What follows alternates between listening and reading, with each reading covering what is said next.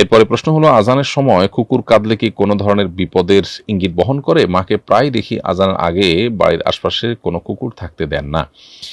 আজানের আগে বা আজানের সময় কুকুর কান্নাকাটি করলে বা চিৎকার চেঁচামেচি করলে সেটি কোনো খারাপ লক্ষণ নয়, বা আপনার অন্তত সেটা দেখে কুকুর তাড়িয়ে দেওয়ার জন্য বিশেষ কোনো কসরত করার আলাদা করে প্রয়োজন নেই। তবে এটা ঠিক যে আজান শুনলে শয়তান পলায়ন করে। আর আরেকটি হাদিস থেকে আমরা জানতে পারি যে শয়তান কুকুরের আকৃতি অনেক সময় ধারণ করে। এখন কোনো শয়তান কুকুরের আকৃতি ধারণ করে আছে এমনটি হতে পারে, আবার কুকুরের উপর শয়তান ভর করতে পারে।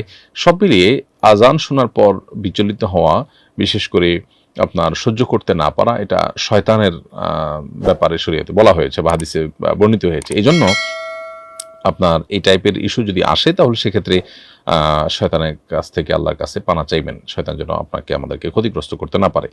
আর কুকুরের কান্নাকাটির আরেকটা আপনার সায়েন্টিফিক ইস্যু আছে, সেটা হলো যে কুকুর সাধারণত খুব অল্প শব্দ অনেক জোরে শুনতে পায়। যখন মাইকে আজান হয় বা মাইকে কোনো শব্দ হয় তখন আসলে কুকুর সেটা আমরা যতটা শুনতে পারি তার চেয়ে অনেক বিকট আওয়াজে শুনতে পায়। তখন তার মধ্যে ছটপটে ভাব দেখা দেওয়ার কারণ থাকতে পারে, সেটাও হতে পারে।